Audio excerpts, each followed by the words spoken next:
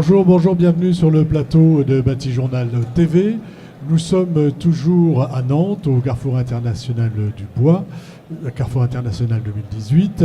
Et avec mes invités, nous allons parler de renouvellement de la ressource, parce qu'évidemment, c'est important que du bois pousse pour pouvoir l'utiliser. À ma gauche, monsieur Philippe Bessot, bonjour. Bonjour. Vous êtes animateur ressources et bois énergie à Atlan-Bois. Je ne vais pas vous demander la présentation d'Atlan-Bois, on l'a fait tout à l'heure, mais je vais vous demander un peu en quoi que ça consiste le bois énergie chez Atlan-Bois. Alors, le bois énergie ou même mon rôle sur la ressource. Moi, mon rôle sur la ressource est de fédérer les acteurs parce qu'il y a beaucoup d'acteurs qui gravitent autour de la forêt, que ce soit le sylviculteur, les gestionnaires, finalement même les dispositifs de renouvellement, jusqu'aux exploitants, scieurs. Et mon rôle est de les fédérer pour avoir des actions communes et fédératrices de filières.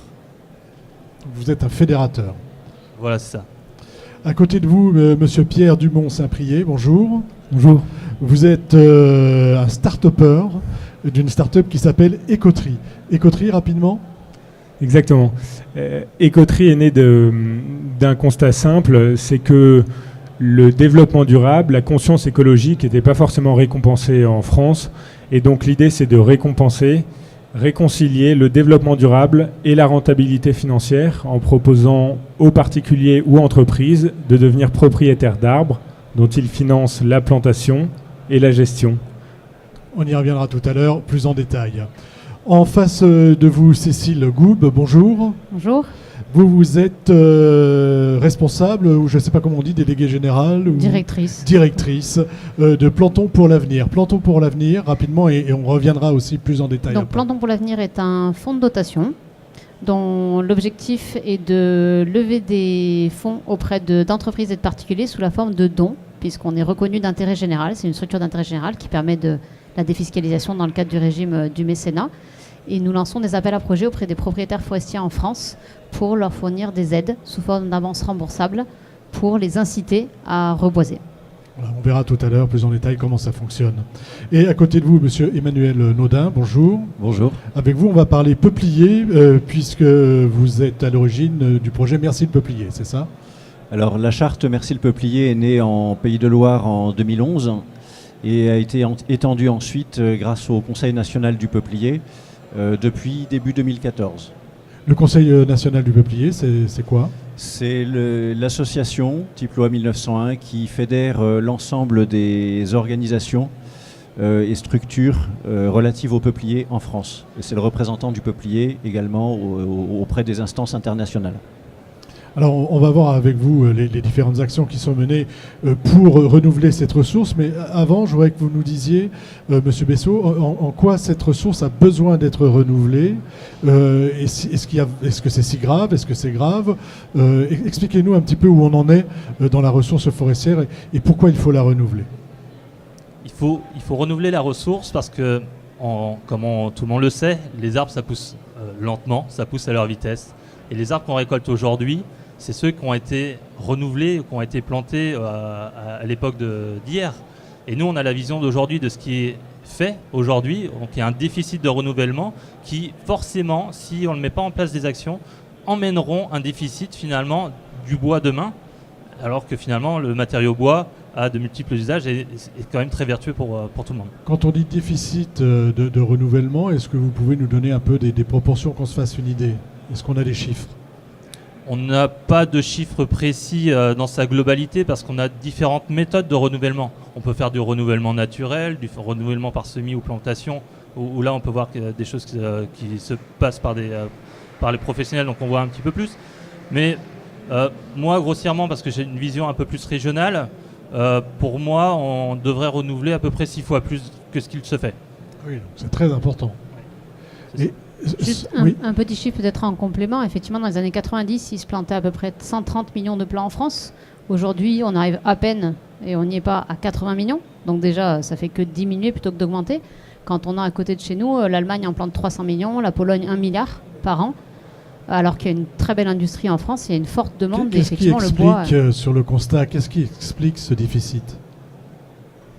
Depuis, qu'est-ce qui fait que dans les années 90 on plantait, et pas tant que ça finalement, si j'entends les chiffres que vous dites sur l'Allemagne et sur la Pologne, mais qu'est-ce qui explique ce déficit ? C'est une multitude de facteurs. C'est la peur du demain, parce que finalement c'est des fois très comportemental, c'est de se dire bon j'ai peur, ce que je produis aujourd'hui ça va pas forcément, si j'investis aujourd'hui je vais pas forcément avoir une rentabilité demain. C'est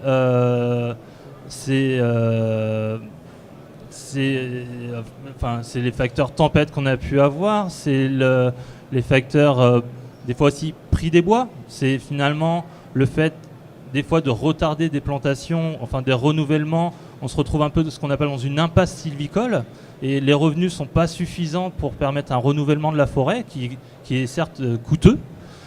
Et aussi peut-être que c'est les propriétaires qui s'éloignent des fois un petit peu de leur forêt. On hérite en grande partie de la forêt et finalement quand on devient propriétaire on est des fois de plus en plus loin de la forêt et donc de plus en plus loin de ses préoccupations pour atteindre un objectif de bonne sylviculture. De renouvellement. Ça, c'est ce constat que vous faites, c'est valable pour toutes les essences ? Oui, c'est le cas pour toutes les essences, à tous les niveaux. C'est pas tout à fait, on n'a pas forcément toutes les mêmes raisons pour chaque essence, mais parce qu'on a une gestion qui est un peu différente par essence, mais on a le même constat partout.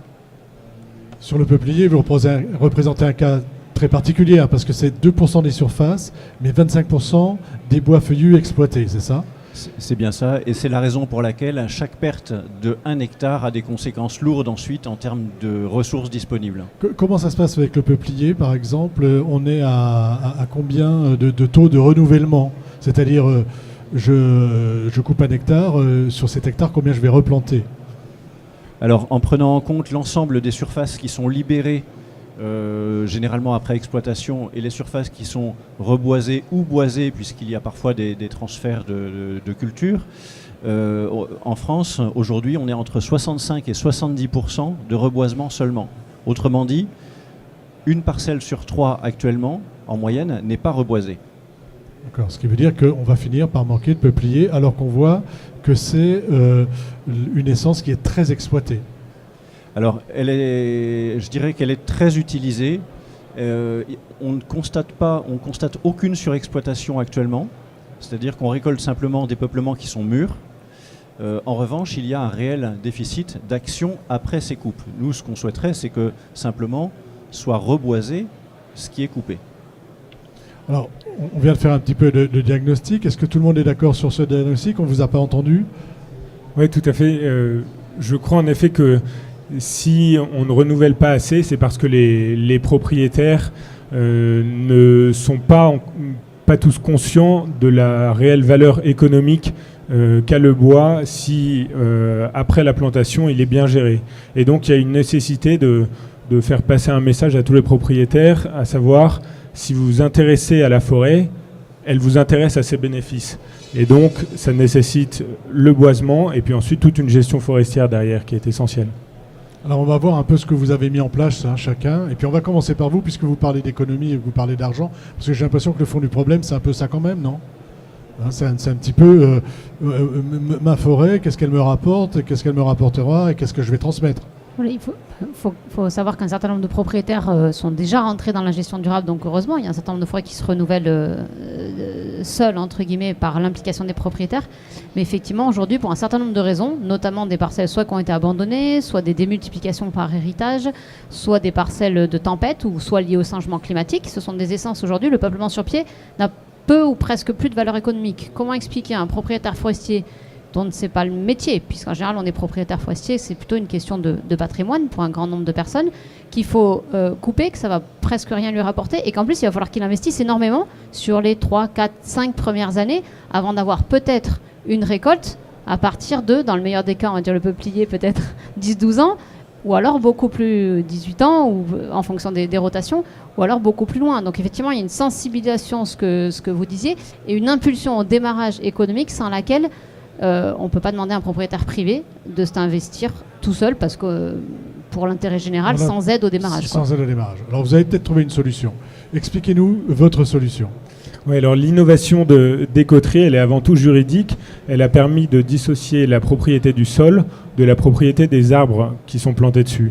Et donc, Écoterie fait d'abord l'acquisition de terres en friche ou terres anciennement agricoles, où vient sur les terres des propriétaires privés qui souhaitent rester propriétaires du foncier. Et on va être là pour leur proposer aujourd'hui de racheter une part des revenus de la coupe finale du massif qu'ils vont mettre en place. Et ainsi, ils vont pouvoir financer la totalité de leur boisement. Ils vont rester maîtres chez eux de toute la gestion forestière, mais ils vont devoir suivre un itinéraire sylvicole avec un document de gestion durable et vont être récompensés pour partie à la coupe finale et pour totalité sur les coupes intermédiaires. Ça veut dire qu'avant même que les bois sont coupés, si j'ai bien compris, ça va me rapporter un petit peu d'argent en tant que propriétaire au départ. Exactement. Pour le propriétaire. C'est une avance, on va dire, sur les coupes futures, enfin finales. Exactement. C'est l'idée de donner de l'argent aujourd'hui à un propriétaire afin qu'il puisse boiser et en contrepartie, il renonce à une partie en effet des revenus futurs donc générés par la coupe finale dans des dizaines d'années, ce qui lui permet d'avoir les moyens aujourd'hui d'agir pour le renouvellement. Cet argent que je vais avoir en tant que propriétaire avant que la coupe soit réalisée, est-ce que j'ai l'obligation de le placer en renouvellement, c'est-à-dire de le planter, ou est-ce que je peux le garder pour tout à fait autre chose ? L'idée, c'est que sur les massifs en question qu'on a choisis ensemble, toutes les opérations nécessaires à la bonne gestion soient effectuées. Si la personne a les moyens de boiser, mais qu'elle souhaite en revanche détenir aujourd'hui une partie des revenus futurs pour un autre usage, elle peut le faire. Donc ça, c'est l'aspect propriétaire, on va dire. Il y a l'aspect, donc, soit vous proposez au propriétaire de tout acheter, soit vous lui proposez finalement de garder le foncier et puis ensuite d'avoir une avance. Puis, exactement. C'est comme ça que ça fonctionne. Hein. Tout à fait. Quel est l'intérêt pour vous ? Alors, comment vous gagnez votre vie, hein, oui. Nous, c'est ce bois sur pied qu'on va financer. On le vend à des entreprises ou particuliers qui ont ce souhait d'agir en forêt et le souhait donc d'agir pour l'environnement. L'arbre en grandissant séquestre du carbone et donc c'est un moyen pour les entreprises de compenser leur bilan carbone, mais pour le particulier aussi de compenser. On met en place une calculette de carbone sur le site, les trajets qu'il va faire au quotidien. Il y a cet aspect écologique et puis cet aspect environnemental, puisqu'il récupère 100% des fruits de la coupe de son arbre à terme. Et nous, on se commissionne sur le prix de vente de ces arbres aux entreprises ou aux particuliers. Aujourd'hui, ça représente combien d'hectares ? Vous avez démarré quand ? Alors, on a commencé à commercialiser fin 2016. L'année 2017 a été importante en termes de structuration pour nous parce que on ne vend pas seulement un produit, vous l'avez compris, mais on vend aussi une espérance de rendement avec les revenus de la coupe de ces arbres. Et donc, on a été considéré comme intermédiaire en biens divers au sens de l'autorité des marchés financiers. Donc, on a obtenu l'agrément fin février après pas mal de travail. Et aujourd'hui, pour répondre à votre première question, on a 200 hectares qui ont fait l'objet de transactions entre des propriétaires privés ou la propriété du groupement forestier d'Écoterie et des clients, entreprises ou particuliers qui investissent chez nous. Quelque chose qui démarre, donc, et vous espérez, vous allez aller jusqu'où ? Enfin, vous êtes fixé une limite, des objectifs ? Oui, alors il y a énormément de choses à faire en France, donc évidemment il n'y a pas de limite que celle que nous on se donnerait. En face de vous, on va parler mécénat. C'est une autre manière de faire. Expliquez-nous un petit peu comment ça marche. Voilà, effectivement, c'est une manière très différente de procéder pour faciliter le renouvellement. Donc nous, on s'adresse essentiellement à des entreprises, aussi à des particuliers, dans le cadre du mécénat. Donc qui peut faire des dons à titre gratuit au fonds de dotation, qui est reconnu pour ça et qui leur délivre du coup un reçu fiscal, donc ils peuvent défiscaliser leurs En tant dons. que particulier, c'est comme si je faisais un don à une association.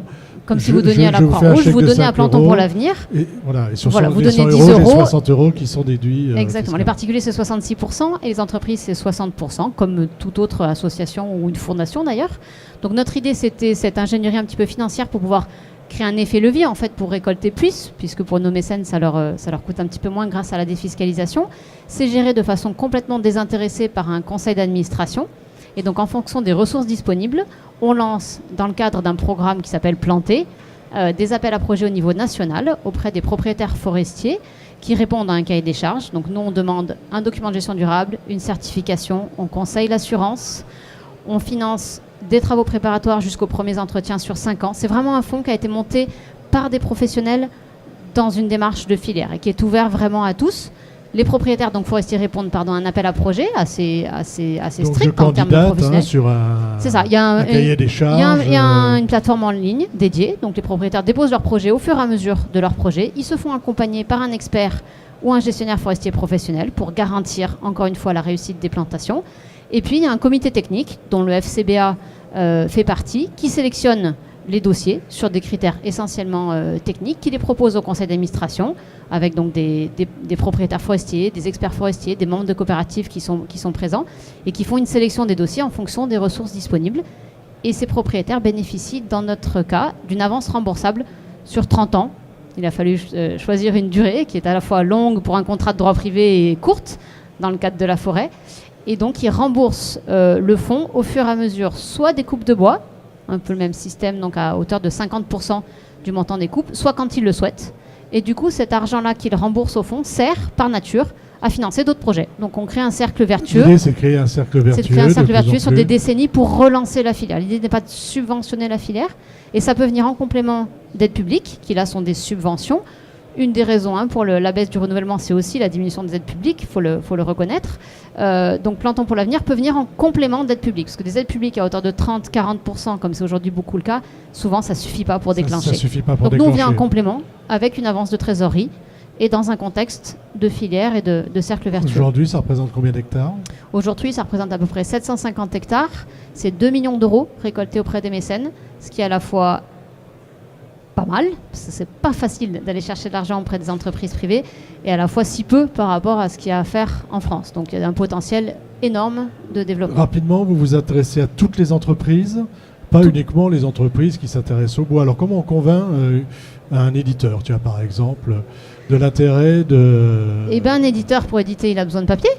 Premier exemple, très simple.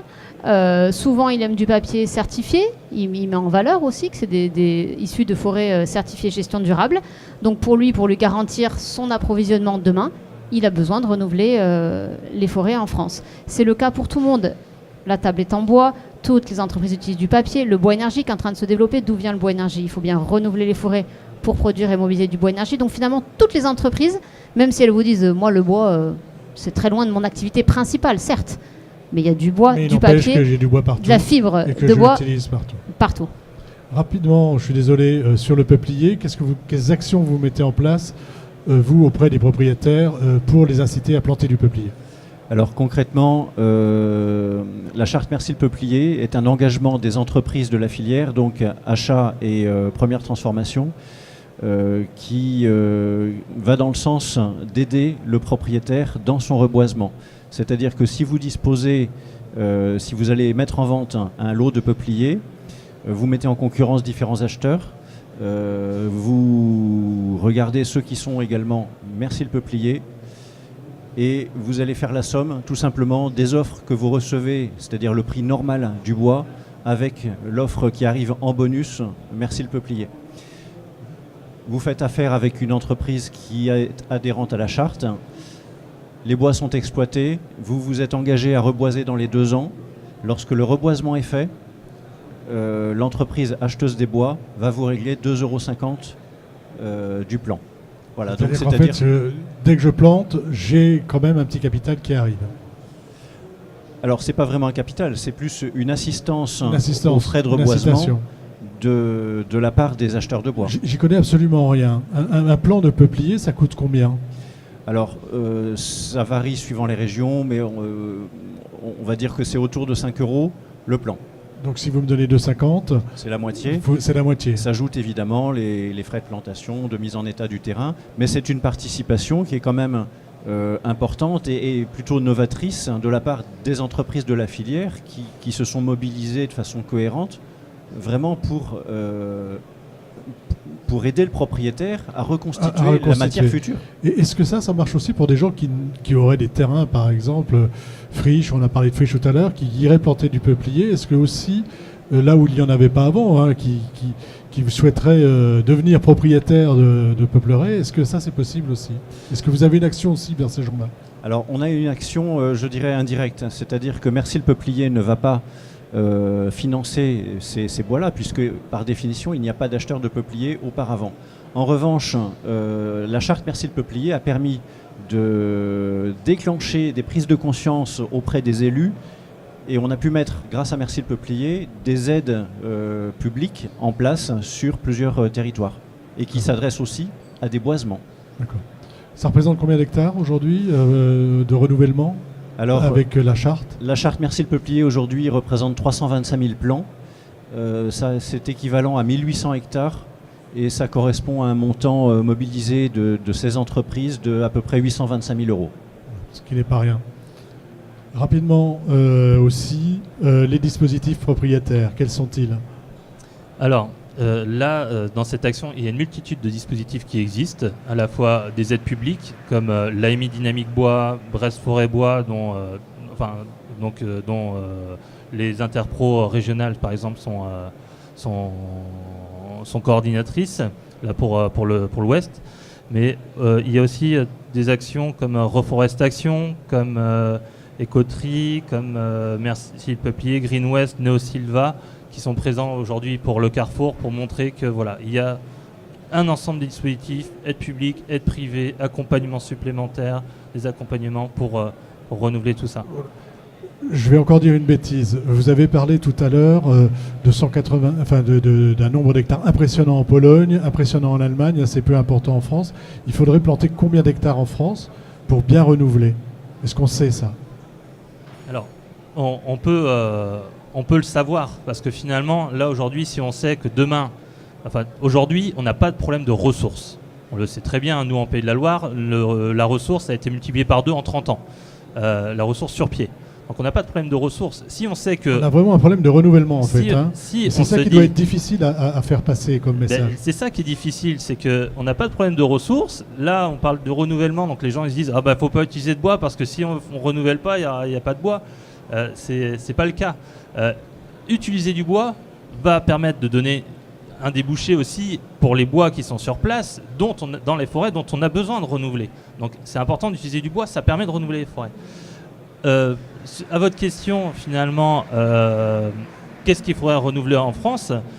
On sait aujourd'hui dans la gestion les âges qu'on doit avoir sur du pin maritime. On peut être sur du 40 ans, 50 ans, 60 ans, sur du peuplier 18 ans. Si on ramène ça à la surface et on se dit qu'on a une moyenne de 100 ans, ça veut dire que sur 16 millions d'hectares, il faudrait qu'on renouvelle 160 000 hectares par an.